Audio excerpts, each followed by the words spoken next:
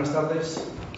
Vamos a dar comienzo a la charla sobre represión franquista, sobre maestros y maestras republicanos. Me estaba diciendo aquí cuando estábamos a la entrada el ponente Leonardo Borque, dice, bueno, de esto ya hemos hablado en Xixón más de una vez. En todo caso, bueno, pienso que el tema sigue suscitando interés y la prueba está en la asistencia. Decir que empezamos ya, son las 7:30, pero ha habido un error, pediros disculpas a quienes hayáis venido a las 7, ya lo hemos hecho antes, incidir un poco en ello. Habíamos sacado un cartel que ponía a las 7 de la tarde, pero la convocatoria oficial en la programación del antiguo instituto es a las 7:30 y intentamos empezar ya, más que nada, bueno, un poco en deferencia a quienes vinieron ya a las 7 de la tarde, ¿vale? Entonces, nada, desde Suatea, intentando explicar el porqué de esta charla. Bueno, lo que se nos ocurre es que hay varios motivos. Tenemos varios motivos que justifican en sí mismo esta charla. Quizás uno de los primeros motivos sea que a mi derecha se sienta Leonardo Borque, una persona que además de su profesión de docente ha ejercido como historiador investigador y tiene una bibliografía significativa que muestra a lo largo de todo lo que ha sido su trayectoria profesional cuáles han sido los temas de interés en torno a los cuales se ha centrado, temas que se centran en lo que tiene que ver con el desarrollo de la estructura educativa en Asturias y en algunos aspectos relacionados también con la memoria del antifranquismo. Significativamente, un libro sobre José Luis García Rúa, la Academia Sama y todo lo que hubo en aquella contestación a la dictadura en la época, en el segundo lustro de los años 60 y primeros años 70. Solamente la posibilidad de poder escuchar a Leonardo Borque ya en sí mismo, para quienes tengamos un cierto interés en todo lo que se relaciona con la memoria del antifranquismo y con investigaciones académicas relacionadas con esos temas, ya garantiza que vamos a poder hablar, vamos a poder debatir luego sobre datos concretos que corresponden, que son el resultado de un trabajo académico. Hay una segunda causa que nos parece muy importante y que creemos que es central en estos momentos, y luego explicaré un poco también en la coyuntura, que son los propios maestros y maestras de la República que sufrieron la represión franquista. Es un tema que, al calor de todo el debate memorialista que se está suscitando en los últimos años, desde Suatea pensamos que hay que reivindicar. Creemos que quienes nos identificamos hoy con determinados valores de la escuela pública tenemos puentes que nos pueden unir con un pasado, con el pasado de la época de la República, donde un grupo de docentes se emplearon a fondo en la creencia de que se podía trabajar todo lo que hoy llamaríamos la ciudadanía republicana a partir de valores como el Estado laico, a partir de valores como la cientificidad en un país en el que la Iglesia tenía un peso muy importante en aquella época. Para nosotros, esos valores, que pueden parecer ajenos, no lo son. La escuela pública que defendemos sigue siendo una escuela de ciudadanía, sigue siendo una escuela integradora, sigue siendo una escuela republicana, sigue siendo una escuela científica, laica, por supuesto partidaria de la coeducación, de la integración, y creemos que una parte de los valores que defendemos hoy tienen que ver con cosas que se iniciaron hace muchas décadas y que sufrieron la represión correspondiente con la llegada de la dictadura franquista. Estos maestros y maestras han sido reivindicados, pero creemos que podían haber sido más reivindicados. Justamente durante estos 40 años de régimen que surge a partir de la Constitución del 78, uno de los pilares más importantes se basa en el olvido.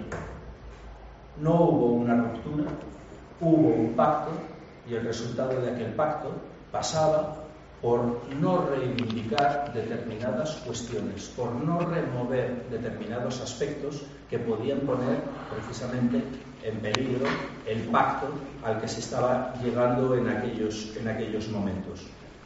Pensamos que ha llegado el momento de hacer una reivindicación plena de aquellos maestros, maestras, de aquellos docentes. Estoy pensando en el rector de la Universidad de Oviedo, que fue fusilado, y en otros casos que saldrán sin duda ahora a lo largo de la charla. Se han hecho durante todos estos años estudios y hoy tenemos, por suerte, una base bibliográfica que nos permite comprender cómo funcionó la represión del franquismo, qué importancia dio el franquismo a la uniformidad ideológica, y esa uniformidad ideológica pasaba por la escuela. Y quienes padecieron la represión por no entrar por el aro, por no ajustarse a las normas del nuevo Estado que se construía en la parte franquista, en la parte rebelde, desde el inicio de la guerra, padecieron las consecuencias. Consecuencias que en todo caso fueron variadas, que fueron plurales. Hubo represalias con diferentes niveles, desde la depuración, la expulsión del magisterio, juicios, consejos de guerra, fusilamientos y algunas ejecuciones extrajudiciales. Pensamos que todo ese repertorio represivo debe de ser reivindicado. Decía antes que empezamos a tener una base bibliográfica. Hay estudios territoriales. La represión sobre el magisterio en Asturias, que precisamente ha trabajado Leonardo Borque. Y en otros territorios también existen ya fuentes y publicaciones que nos permiten conocer el alcance de esa represión. Y tenemos también estudios de ámbito estatal, algún documental, que sirven para poder poner el contexto de lo que vamos a hablar hoy. Incluso en medios como puede ser la Wikipedia, podemos encontrar ya entradas que hacen referencia a la represión franquista, con un apartado referido a la cultura, donde aparece el tema de los docentes represaliados, y una entrada específica que habla de la depuración franquista del magisterio español, donde viene el proceso, las bases ideológicas que sustentaron aquella depuración, etcétera, etcétera. Este es otro elemento muy importante que justifica que hagamos esta charla. Y hay un tercer elemento importante que tiene que ver con el desarrollo, supongo que mejor o peor, todos conoceréis, que es la existencia de la querella que en estos momentos se está desarrollando en Argentina para juzgar los crímenes de la dictadura franquista. No deja de ser penoso, no deja de ser lamentable que 40 años después todavía no se pueda hablar jurídicamente de estas cosas en condiciones y que tengamos que acudir a la justicia en el exterior para poder abrir una pequeña grieta que permita empezar a hacer una valoración justa desde una perspectiva jurídica de lo que significó el franquismo desde el minuto cero de la rebelión en contra del gobierno republicano. Decía antes que hubo un pacto. El resultado de aquel pacto era la ley del olvido, y el resultado de aquel olvido que se convirtió en que se institucionalizó hasta hoy permite hablar de una relación asimétrica entre los herederos de la izquierda y los herederos de la derecha, una relación asimétrica entre vencidos y vencedores, entre olvidados y laureados, entre silenciados y reconocidos. Y creemos que nuestros maestros y maestras tienen derecho a ser reconocidos, porque al fin y al cabo fueron represaliados por ser docentes coherentes con los valores que en aquel momento representaba el sistema, el régimen político imperante, que era la segunda República. Suatea es una organización sindical, pero tenemos opiniones políticas, y como sindicato, que el año pasado cumplimos nuestro 40 aniversario, tenemos cosas que decir de cómo se desarrolló la transición, de cuál fue el resultado de las esperanzas que se habían generado con unas movilizaciones populares de las que los docentes formábamos parte, con unas esperanzas de que se abriera camino una transformación y un determinado modelo de modernización de este Estado que no se llegaron a cumplir. Durante todos estos años, nosotros hemos estado participando en el movimiento sociopolítico. Para nuestro sindicato es un apartado importante en nuestra identidad. Somos asamblearios, somos horizontales y participamos de la movilización sociopolítica, porque al fin y al cabo el surgimiento de Suatea no se puede entender si no es a partir de las movilizaciones sociopolíticas que se produjeron en el momento de la transición. Y del mismo modo que durante todas estas décadas anteriores hemos participado en las movilizaciones y en la organización del movimiento feminista, hemos estado en la solidaridad internacional, hemos trabajado cuestiones relacionadas con la ecología, trabajamos de manera comprometida con la recuperación lingüística en Asturias, en el movimiento pacifista. Entendemos que el memorialismo es también una de las tareas que tenemos que abordar. Y en ese sentido, el año pasado decidimos que, después de recibir una propuesta que era la posibilidad de sumarnos a la querella argentina, tenemos aquí abierto un campo en el que, en la medida de nuestras fuerzas y posibilidades, vamos a estar ahí, vamos a estar presentes, vamos a recuperar o vamos a intentar recuperar, trabajar por la memoria de aquellos maestros y de aquellas maestras republicanas que fueron represaliados y represaliadas en Asturias. La conferencia no la voy a dar yo, la va a dar Leonardo, y por lo tanto yo solamente voy a acabar diciendo o leyendo, reproduciendo una placa que está colocada a la entrada del Colegio Público Jovellanos aquí en Xixón, que dice: a los maestros y maestras de la Segunda República que hicieron posible una escuela pública, integradora y laica, y especialmente a quienes pagaron con la vida el so compromiso con la libertad. Colegio Público Jovellanos, Xixón. Esa idea que transmite la placa que está a la entrada del colegio, nos gustaría poder transmitirla a todas las escuelas, a todos los centros educativos en Asturias, y nos gustaría transmitírselo también a toda la sociedad. Y en ese sentido queremos, con esta charla y con otras que vayamos haciendo, contribuir a ello. Doy la palabra a Leonardo.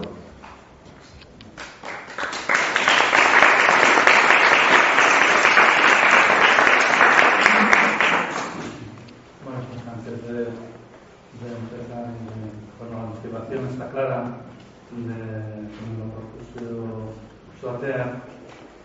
Primeramente, incluir el trabajo como documentación para incrementar la documentación que hay sobre la matanza, la represión y para acudir a la justicia argentina. Bueno, pues a mí me pareció bien, y luego Tino decidió que estaba bien que diéramos esta charla hoy aquí, ¿no? A propósito de eso que ha dicho, de tener que recurrir a la justicia argentina, tampoco es tan extraño si tiene en cuenta, por ejemplo, lo del Tribunal Supremo de ayer, ¿no? Que reconoce la jefatura del Estado de Franco desde el 1 de octubre del 36, cuando el jefe del Estado evidentemente era Manuel Azaña. Y la única legitimidad de la jefatura del Estado de Franco estaba claro en ese momento, que era la violencia. Él también lo reconoció más de una vez, que su legitimidad provenía de la violencia, de la sublevación. Se lo dijo así claramente una vez al padre del rey, a don Juan, en una entrevista que tuvieron. Dijeron: usted tiene la legitimidad histórica, pero yo tengo la legitimidad de la conquista. Y eso, pero quiero decir que el Tribunal Supremo de alguna manera reconoce que la legitimidad de los jefes de Estado procede de que estaban en plena guerra y de que se había sublevado. Y lo terrible es que eso se prolonga en la transición y se prolonga con el Estado actual, hasta el cual plantea unos problemas tremendos. Hasta el momento actual en que estamos juzgando un delito de rebelión, pero por otros motivos. Pero eso es una contradicción. No, era un punto de meditación que no conviene olvidar, a propósito de lo que está pasando hoy mismo, ¿no? Bueno, pues respecto a la Segunda República me voy a permitir hacer un recordatorio un poco de cómo fue la República, los 4 periodos que hubo. Hay 4 periodos en general: el primer bienio de 1931 a noviembre del 33, un segundo periodo que se llama Bienio Negro, desde noviembre del 33 a febrero del 36, un tercer periodo que es el periodo del Frente Popular, la primavera del 36, y luego la sublevación, que también hubo un periodo republicano y en una parte de España hasta la derrota final, ¿no? En el 39. De manera que hay 4 periodos. No hay que tenerlo en cuenta. Y las mayores reformas y las mayores conquistas evidentemente fueron en el primer periodo, en el periodo del primer bienio, con el apoyo de los republicanos de izquierda y los socialistas, y luego se intentaron retomar aquellas reformas en la breve primavera del 36, desde febrero a julio, pero prácticamente dio tiempo a muy poco, ¿no? Bueno, quizá lo que más destaca en este aspecto en cuanto a las reformas y a las mejoras que hubo en la enseñanza primaria en ese primer bienio, por ejemplo, fue el incremento del número de maestros. Pasaron de 36.000 que había a 52.000, en Asturias de 1.800 a 2.500. Esto supone un incremento de casi el 40%, se debe tener en cuenta. Pero además, no solamente eso, sino que los maestros pasaron a estar mejor pagados, como luego diré. Se mejoró también el bachillerato en aquella época, se derogó un plan de bachillerato que había de Callejo, se transformó la universidad, sobre todo las facultades de letras. Bueno, todo esto era un poco resultado de la influencia del institucionismo, lo que se llamaba la institución libre de enseñanza, que ya hacía tiempo que propugnaba todas estas reformas, o muchas de ellas, la tradición del movimiento republicano en España también, y el socialismo, ¿no? En aquella época, por lo tanto, el magisterio, la profesión del magisterio se prestigió. Concretamente, y esto no conviene olvidarlo, en el ámbito rural, la figura del maestro y su función se sobrepuso a la del cura rural, y esto también fue un trauma que no se olvidó y que pesó muchísimo, ¿no? Luego, por otra parte, hay que tener en cuenta el artículo 48 de la Constitución, que dice claramente, bueno, que el servicio de la cultura es atribución esencial del Estado, que lo prestará mediante instituciones educativas enlazadas por el sistema de la escuela unificada. La enseñanza primaria será gratuita y obligatoria. Los maestros, profesores son funcionarios públicos. La libertad de cátedra quedaba reconocida y garantizada. Luego ya otro párrafo dice: la enseñanza será laica, hará el trabajo el eje de su actividad metodológica y se inspirará en ideales de solidaridad humana. Esto es muy importante porque suponía el cambio de la escuela, ¿no? Como luego veremos. Hablando también de estas ampliaciones y mejoras, pues de las 36.000 escuelas que había en el año 31, lo que se había detectado y se reclamaba era que hacían falta muchas más, concretamente unas 27.000, y efectivamente una de las primeras promesas del gobierno provisional fue que se crearían 27.000 escuelas. Bueno, se crearían y se construirían. Y efectivamente, en el primer bienio ya se crearon 16.000 y parece ser que se construyeron 14.000, porque el plan era quinquenal. En el primer año iban a ser 7.000, pero bueno, en esos 2 primeros años se crearon 16 y se construyeron, porque una cosa es crear una escuela y otra cosa es el edificio, ¿no? Puede crearse y desempeñarse en un local que ya existiera. Bueno, y concretamente en Asturias se pasó de 1.700 a 2.500 escuelas, es decir, un incremento también del 40%. Esto para que veáis un poco la labor. Pero no solo más escuelas, sino mejor escuela. Mejor escuela en el sentido de lo que proponía la Constitución, ¿no? Una escuela única, por lo tanto no existía la escuela privada, se pretendía suprimir.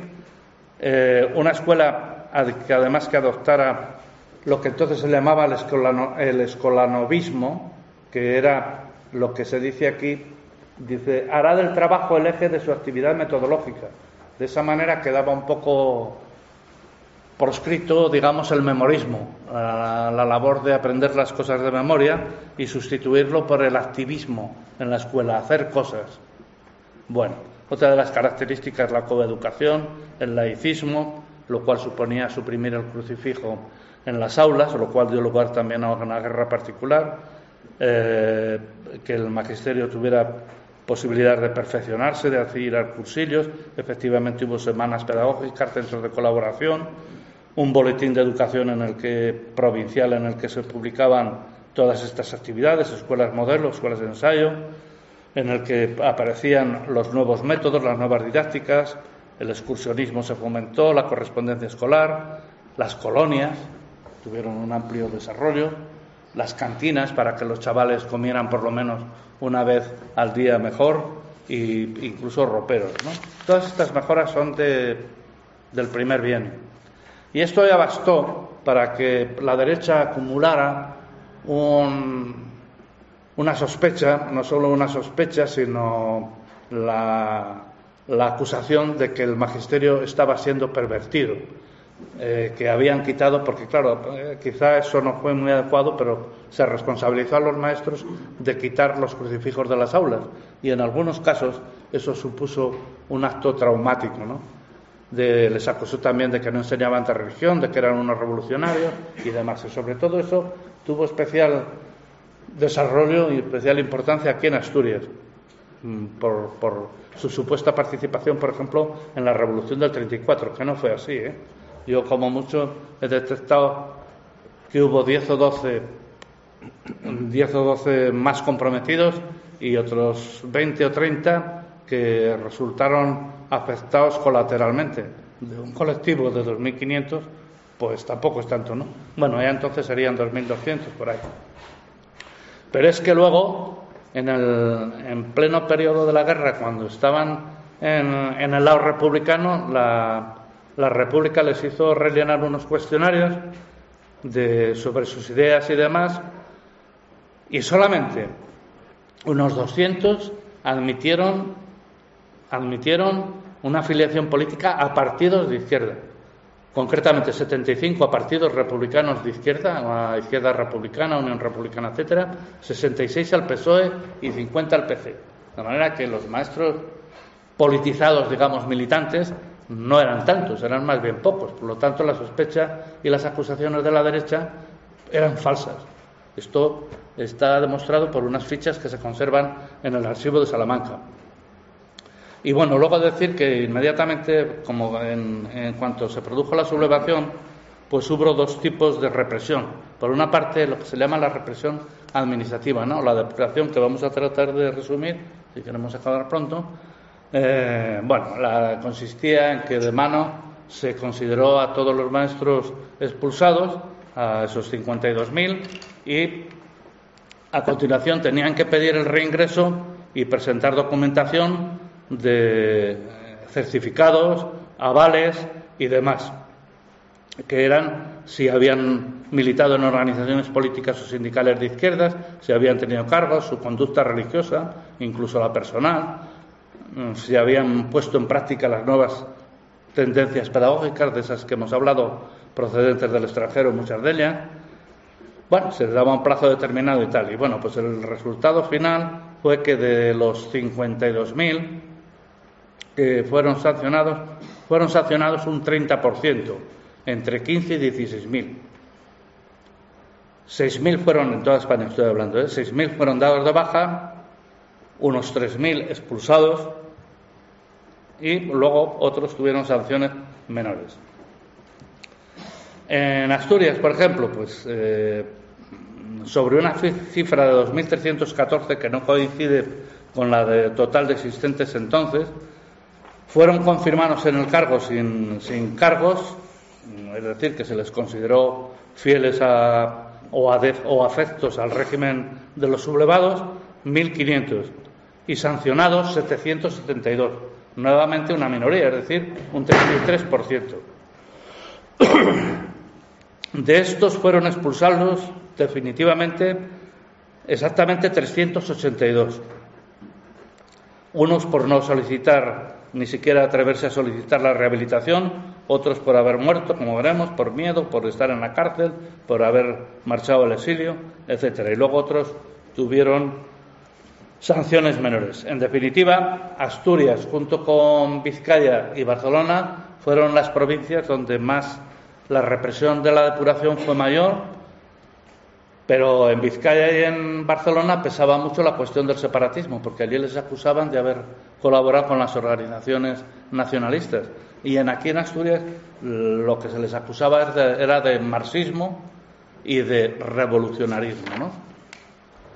Bueno, sancionaron también más a los maestros que a las maestras por una cuestión fundamentalmente de machismo, porque a las maestras se las consideraba un poco menores, digamos, y en definitiva el objetivo de la depuración pues era eliminar a los que eran contrarios y a los que habían manifestado la más mínima adhesión a la República.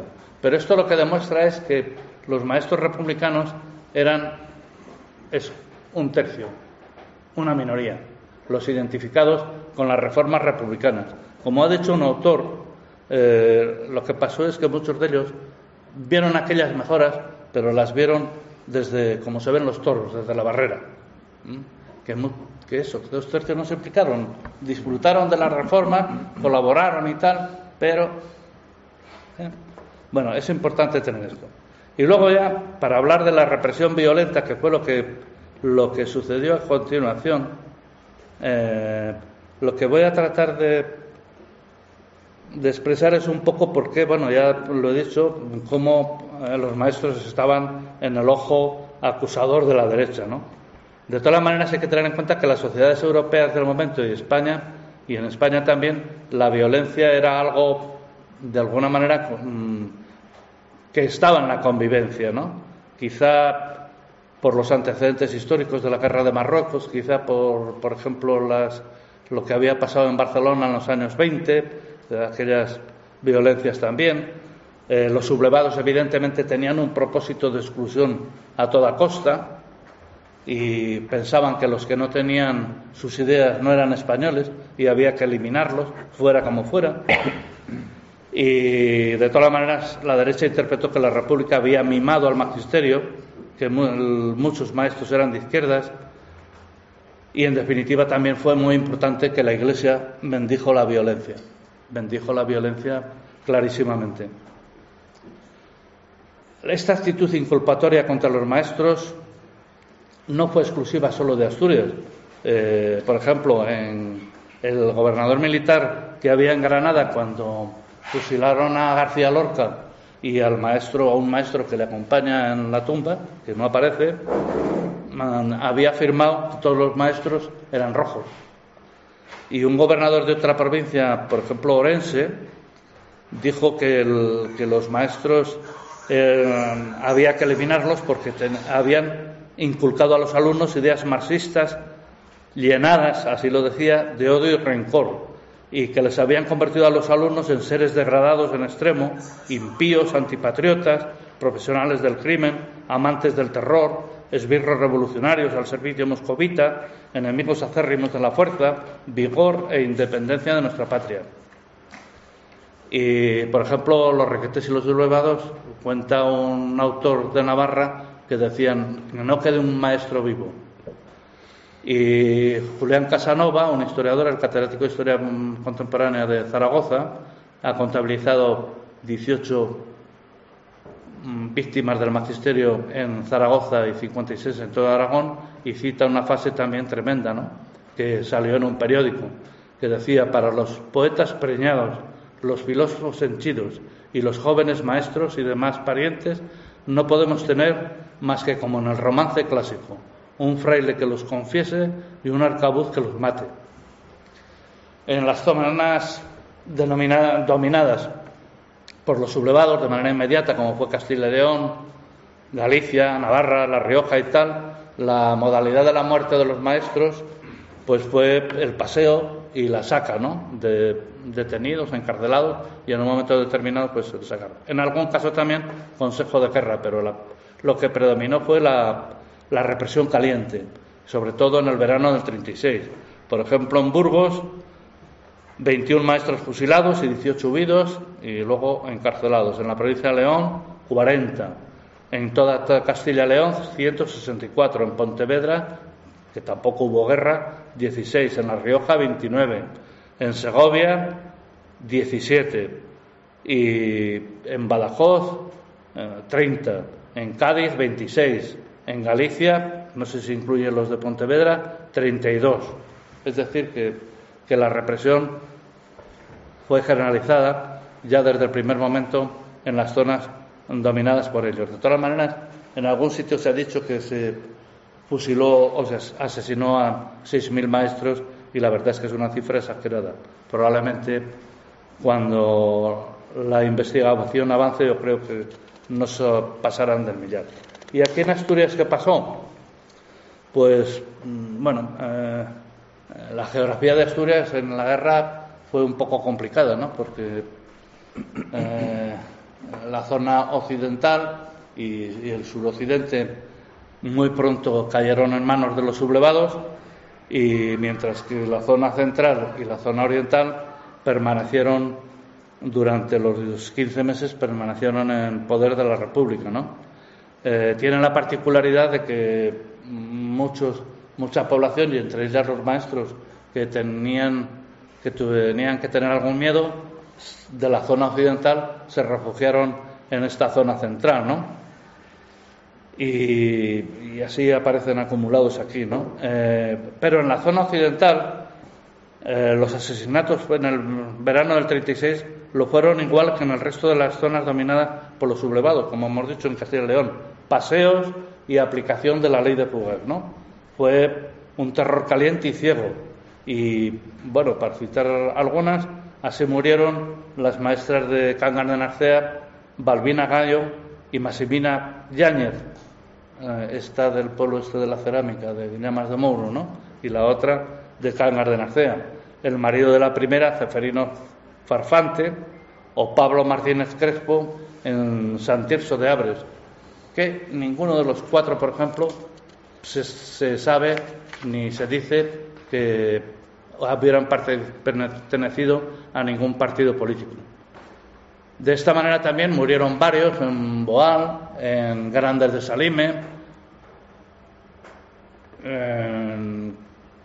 quizá en Castropol, aunque estaba de vacaciones en Galicia. En esa zona predominó ese terror caliente en el verano del 36. Una vez conquistado todo el territorio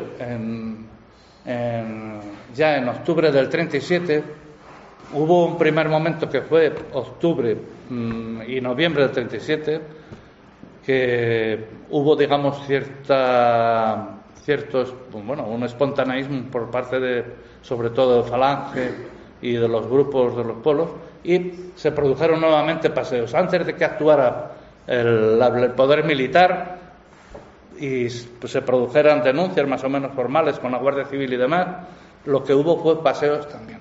Bueno, se me olvidó decir que de esa primera fase, de esos primeros paseos en el occidente, hubo ya 25 víctimas. Bueno, en torno a 25. Y ahora, en esta fase también de terror caliente, una vez conquistado todo el territorio de Asturias, en los meses de octubre y en noviembre del 37, otros tantos, 20 y tantos. Por ejemplo, me acuerdo ahora, pues, bueno, alguno de aquí, uno de Villaviciosa y varios. Porque los maestros, claro, durante la guerra sabían leer y escribir y llevar cuentas.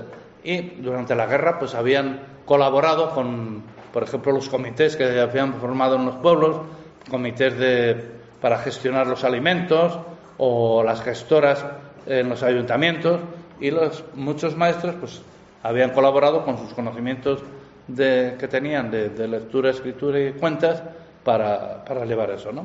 Y eso les señaló ante la derecha local y fue la causa de que los eliminaran inmediatamente, ¿no? Luego el proceso se amplió y siguió con las detenciones que acabaron en consejos de guerra. Fruto de estos consejos de guerra fueron unas 50 ejecuciones. Las causas están en el Ferrol. Simplemente lo que había eran unas acusaciones, las pruebas las acusaciones se convertían en pruebas y a continuación se pronunciaba la sentencia, que en estos casos, en estos 50 casos, fue de pena de muerte. Hubo otras penas de muerte que fueron conmutadas por cadena perpetua y luego hubo otras penas menores, ¿no? Pero la prueba de cómo, bueno, las acusaciones en los consejos de guerra, como eran pues sobre la actuación de los maestros en esos comités o gestoras, por haberse opuesto a la sublevación o alistamiento del ejército de la República, si habían militado en partidos, esos que hemos dicho, esos pocos que estaban en partidos y organizaciones afectas a la República, incluso las mejoras pedagógicas, los nuevos métodos pedagógicos y demás. También la retirada del crucifijo pasó a ser un cargo contra los maestros. Los cantos, se discutía si en la escuela se cantaba o no se cantaba la Internacional o algún otro himno revolucionario, y si los niños habían levantado el puño, lo cual era un gesto, por lo visto, bastante habitual, puesto que había manifestaciones y se me levantaba el puño, pues los críos levantaban el puño, pero en los consejos de guerra se responsabilizó a los maestros de las conductas de los niños. Otra acusación muy habitual en los consejos de guerra era la de irreligiosidad, no ir a misa los domingos, e incluso haberse separado, divorciado, incluso hacer alarde de ateísmo, que lo hubo en algún caso, y eso, ausencia de prácticas religiosas personales. Bueno, las acusaciones se transformaban en pruebas, no se practicaban pruebas, y las denuncias, los informes, pasaban a instruir directamente el auto y el tribunal se pronunciaba, ¿no? El resultado es ese que hemos visto. Una prueba de esto, por ejemplo, me acuerdo ahora, el maestro de Prubia en Llanera, le acusaban de haber participado en la quema de la iglesia de Llanera, que fue en el verano del 36. En consecuencia de eso lo condenaron a cadena perpetua. Y solamente al cabo de 13 años, no, 14, 15, en el año 52-53 consiguió que unos testigos de su pueblo, que era de Somiedo, testificaran que efectivamente en aquel momento, en aquel verano, había estado segando hierba y ayudando a las labores agrícolas de sus padres o ganaderas de sus padres en Somiedo, y que por lo tanto, cuando se quemó la iglesia, él no estaba allí, ¿no?